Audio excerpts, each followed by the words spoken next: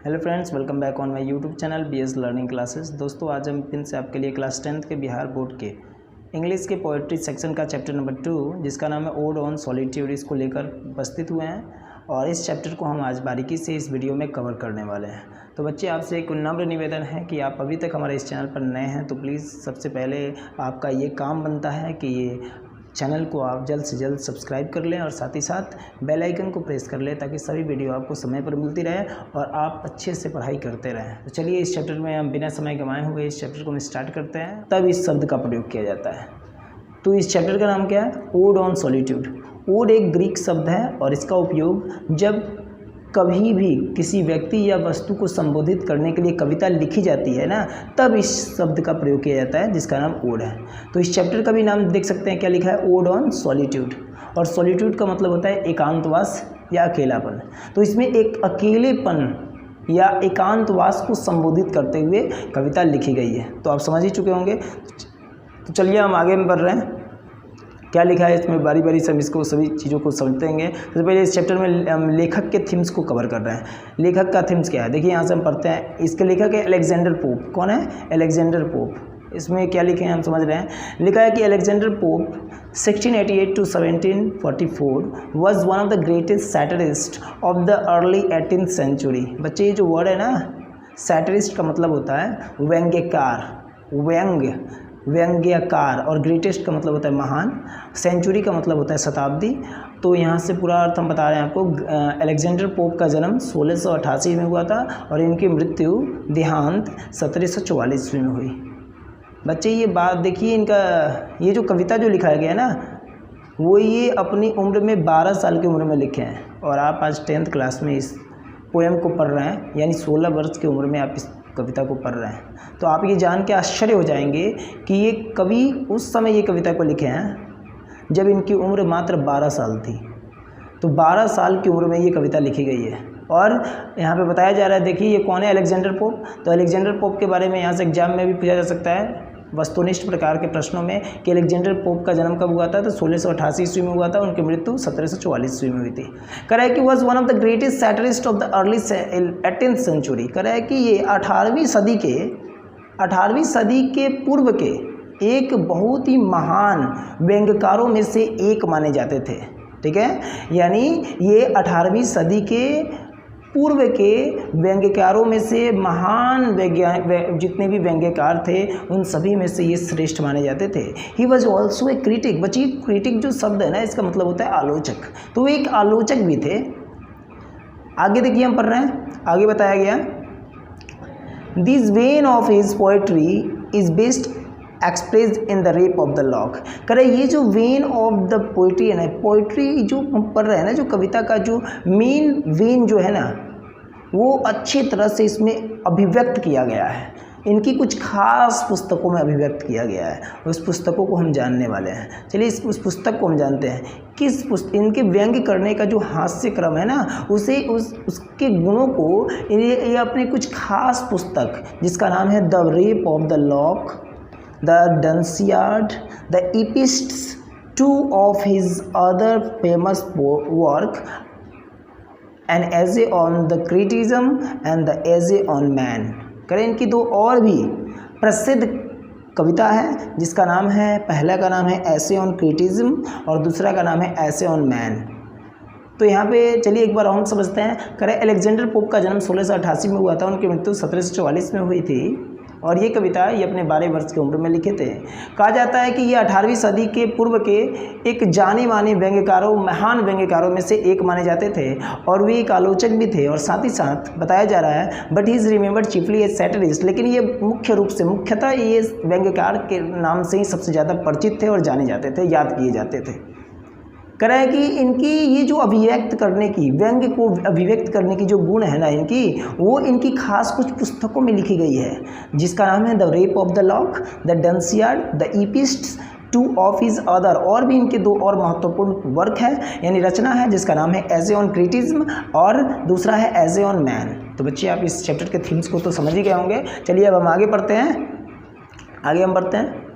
अब यहाँ पे जानेंगे जो चीज़ इंपॉर्टेंट है वही हम जानने वाले हैं।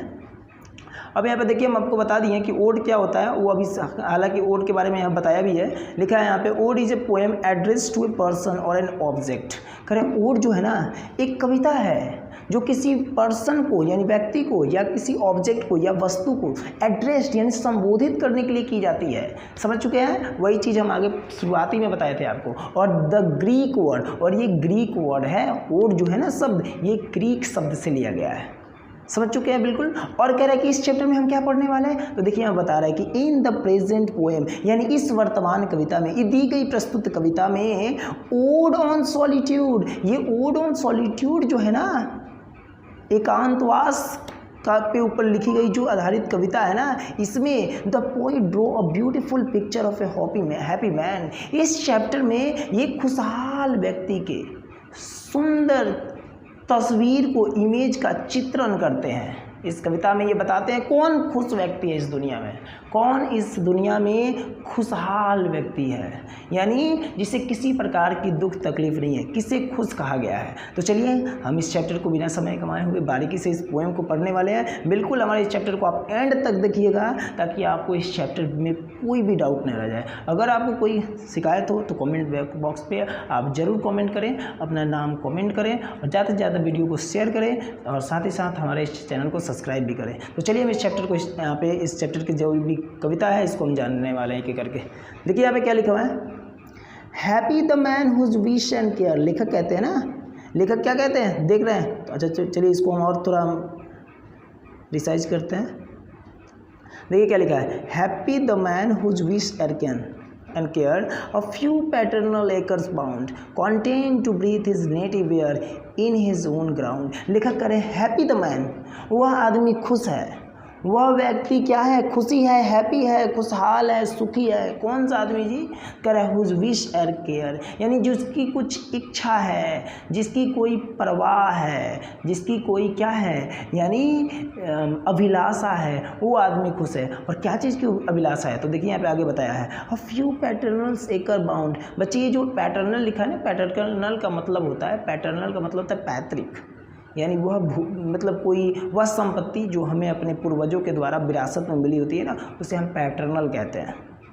तो यहाँ पे पैटर्नल एकर्स बाउंड, एकड़ भूमि की माप है और बाउंड एक मतलब होता है सीमित। तो कह रहे हैं कि लेखक कह रहा है कि happy the man whose wish and care a few paternals acre bound, यानी वह व्यक्ति खुश है, क्या है, हैप्पी है, जिसके है ना हुज विश एंड केयर, जिसकी इच्छाएं, जिसकी कुछ इच्छाएं, अभिलाषाएं, अ फ्यू पैटर्नल्स एकर बाउंड, कुछ अपनी विरासत में मिली ज़मीन पे, पैतृक ज़मीन पे ही क्या है, कुछ सीमित है ना, वह आदमी खुश है। लेखक इसमें कहते हैं वह आदमी खुशी है, वह आदमी सुखी है जिसकी अपनी खुद की कुछ पैतृक ज़मीन हो और उसी ज़मीन तक सीमित हो, content to breathe his native air, और वो क्या हो, नेटिव एयर यानी जन्मभूमि पे बहने वाली हवाएं, करे ब्रीथ बने होता है सांस लेना, करे इन हिज ओन ग्राउंड, जो अपनी ही ज़मीन पे, अपनी ही ज़मीन पे, अपनी ही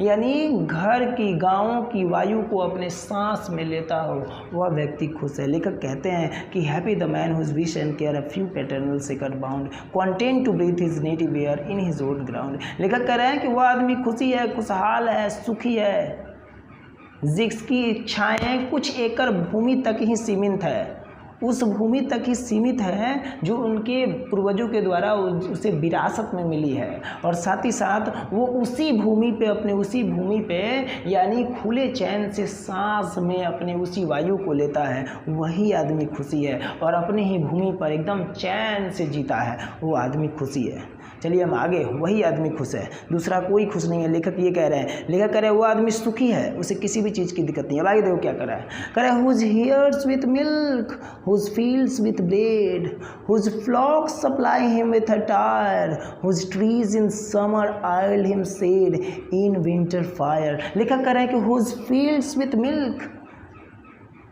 whose herds with milk, sorry लेखक कह रहे हैं हुज हेयर्स विथ मिल्क। बच्चे ये जो वर्ड लिखा है हेयर्स, हेयर्स का मतलब मवेशियों के झुंड, और फील्ड्स का मतलब होता है खेत खलिहान, ब्रेड यानी रोटी भोजन करा है, फ्लॉक्स का मतलब होता है भेड़ों का झुंड, और अटायर का मतलब होता है पोशाक, और समर का मतलब जानवे करता है गर्मी होता है, और शेड मतलब छाया, विंटर फायर मतलब होता है कि शरद की में यानी जलाने वाली, ठंडी में जलावन की लकड़ी। देख रहे हैं, तो इसमें इसका अर्थ हम बताते हैं। कह रहे हैं कि हुज हेयर्स विथ मिल्क, यानी लेखक कह रहे हैं कि इस पंक्ति के माध्यम से बताना चाहते हैं कि वो कौन आदमी खुशी है। लेखक कह रहे हैं वही खुशी है, वही खुशहाल है, वही सुखी है, वही हैप्पी है जिसकी करे हुज हियर्स विथ मिल्क, जिसके दूध का काम उसके मवेशियों से चल जाता है, जिसकी मवेशियाँ उसे दूध देती हो, उस फील्ड्स विथ ब्रेड, और जिसके फील्ड्स खेत से उनको रोटी मिलता हो, जिनके भोजन की पूर्ति उसके खेतों द्वारा कर दी जाती हो, whose flock supply him with attire, करे जिसके भेड़ों के झुंड से उसके पोशाक का काम चल जाता हो, यानी जिसे कपड़े की पूर्ति, जिसके कपड़े की पूर्ति यानी पहनावे ओढ़ावे की कपड़े की जो पूर्ति है ना, उसके ही खुद के भेड़ों से प्राप्त हो जाता हो। Whose tree in summer yield him shade in winter fire, लेखक जो इसमें कह रहा है ना कि वह आदमी खुशी है, वह आदमी खुशहाल है, सुखी है, हैप्पी है, जिसके पेड़ों से, जिसके अपनी जमीन में यानी जो पाए जाने वाले जो पौधे हैं ना, उससे उसके गर्मी में वो पेड़ उसे शीतल छाया दे, और साथ ही साथ वही पेड़ ठंडी में उसको अगर जलावन दे दे तो वो आदमी खुशी है। इस पूरे पंक्ति को एक बार जानेंगे। लेखक कह रहे हैं, देखिए एक बार और समझते हैं। लेखक कह रहे हैं वो आदमी खुश है जिसकी मवेशियाँ उसे दूध देती हो, जिसके खेत से उनके भोजन का काम चल जाता हो, रोटियां मिलती हो, जिसके पोशाक की पूर्ति उसके खुद के भेड़ों के झुंडों द्वारा जो ऊन प्राप्त होता है ना, उससे हो जाए, और साथ ही साथ जिसके पेड़ उनको गर्मियों में शीतल छाया और ठंडी में यानी ठंड से बचने के लिए यानी जलावन की लकड़ियां प्रदान करे। देखिए वो आदमी खुशी है, वही आदमी सुखी है, वही आदमी हैप्पी है। देखिए आगे क्या लिखा है, आगे हम पढ़ते हैं। लेखक कह रहा है इसमें, Bleached who can unconcernedly find hours, days and years slide soft away in health of body, peace of mind quite by day। लेखक कह रहे हैं bleached who can unconcernedly find, कह रहे जो हर समय अपनी ही चिंता मनन में डूबा हुआ हो, आवर्स घंटों, डे दिनों और वर्षों, स्लाइड सॉफ्ट अवे जिसका हर क्षण मतलब आसानी से, हर पल आसानी से गुजरता हो, in health of body peace of mind शरीर से चिंता मुक्त हो, चिंता मुक्त तरीके से क्वाइट बाई डे पूरा दिन बीतता हो, यानी वह व्यक्ति खुशी है जो चिंता मुक्त तरीके से हर पल, घंटों, दिनों, वर्षों, जिसके हर पल मतलब एकदम आराम से गुजरते हो, जिसे किसी प्रकार के चिंतन मनन जिसका स्वस्थ सही हो, जिसे चिंता मनन की ज़्यादा यहाँ पे तकलीफ़ें ना हो, दिमाग से शांत हो, क्वाइट बाई डे और उसका पूरा दिन शांतिपूर्वक गुजरता हो, वो आदमी क्या है, खुश है, खुशहाल है, वही आदमी सुखी है। चलिए हम आगे देखते हैं क्या चीज़ है। तो यहाँ से कुछ क्वेश्चन है, इस क्वेश्चन को हम दूसरे वीडियो में कवर करेंगे, सारे क्वेश्चन का जवाब हम यहाँ पे देंगे अगले वीडियो में। देखिए अब आगे देखते हैं क्या लिखा है। चलिए देखिए अब लेखक क्या कर रहे हैं आगे। लेखक इस वीडियो में क्या बता रहे हैं, लेखक कह रहे हैं देखिए साउंड स्लीप एट नाइट, यहाँ पे लेखक बता रहे हैं sound sleep by night study and ease. लेखक कह रहे हैं कि वो आदमी खुश है, वो आदमी खुशहाल है, वो आदमी सुखी है जो साउंड स्लीप बाय नाइट रात में गहरी नींद लेता हो। स्टडी एंड ईज, स्टडी का मतलब होता है अध्ययन करना और ईज का मतलब होता है आराम करना। लेखक कह रहा है कि sound sleep by night study and ease together mixed sweet recreations and innocence which most does please with meditation. लेखक कह रहे हैं जो रात में गहरी नींद लेता हो, स्टडी एंड ईज पढ़ता भी हो, अध्ययन भी करता हो, आराम भी करता हो, टुगेदर मिक्स्ड एक साथ मिलजुल कर रहता हो, स्वीट रिक्रिएशन यानी मधुर वचन बोलता हो, मधुर यानी जिसका हर पल शांति से गुजरता हो, एंड इनोसेंस जो निर्दोष हो, छलकपटी ना हो, with most does please with meditation चिंता मनन जो most does please with meditation चिंता मुक्त तरी से ज़िंदगी को जीता हो, वह आदमी खुश है, खुशहाल है, सुखी है। देखिए लिखा कर है, thus let me live unseen unknown, thus unlamented let me die, steal from the world and not a stone tell where I lie. लिखा कर है, thus let me live unseen, unseen का मतलब होता है सबकी नज़रों से दूर, अननोन मतलब अनजान, अज्ञात। तो लिखा कर है ना, इसीलिए दस इस प्रकार मुझे अनसीन सबकी नज़रों से दूर मुझे जीने दो, अननोन अनजान बनकर जीने दो, ताकि मुझे कोई जाने न। दस अनलिमिटेड लेट मी डाई, दस अनलिमिटेड लेट मी डाई, और इसलिए और इस तरह मुझे इस तरह अनलिमिटेड इस दुनिया के नज़रों से दूर मुझे मर जाने दो। Steal from the world and not a stone tell where I lie, सबकी नज़रों से दूर, और कह रहा है कि मेरी मृत्यु हो सबकी नज़रों से दूर। मैं नहीं चाहता हूँ सबकी नज़रों से दूर, अनजान बनकर सबकी नज़रों से दूर रहकर मैं इस दुनिया में मरना चाहता हूँ, ताकि स्टील फ्रॉम द वर्ल्ड मैं दुनिया से काफ़ी दूर होकर, कि क्यों, and not a stone tell where I lie, और मैं जहाँ मरूँ ना वहाँ पे नॉट अ स्टोन एक पत्थर भी ना हो, मेरा कब्र भी ना बनाया जाए और एक पत्थर भी ना रखा जाए जिससे यह सूचित हो, टेल वेयर आई लाई, कि मेरी मृत्यु कहाँ हुई है, मुझे कहाँ दफनाया गया है, मेरी समाधि कहाँ है, और इस तौर पर एक नॉट अ स्टोन एक पत्थर भी ना हो। तो बच्चे आप इस वीडियो को समझ गए होंगे और इसको आप आसानी से समझ चुके होंगे। आई होप दैट आपको कोई डाउट नहीं होगा। तो इस वीडियो को आप एक दो बार देखिए और समझने की कोशिश कीजिए। इसके लिए धन्यवाद। Thanks for watching my video.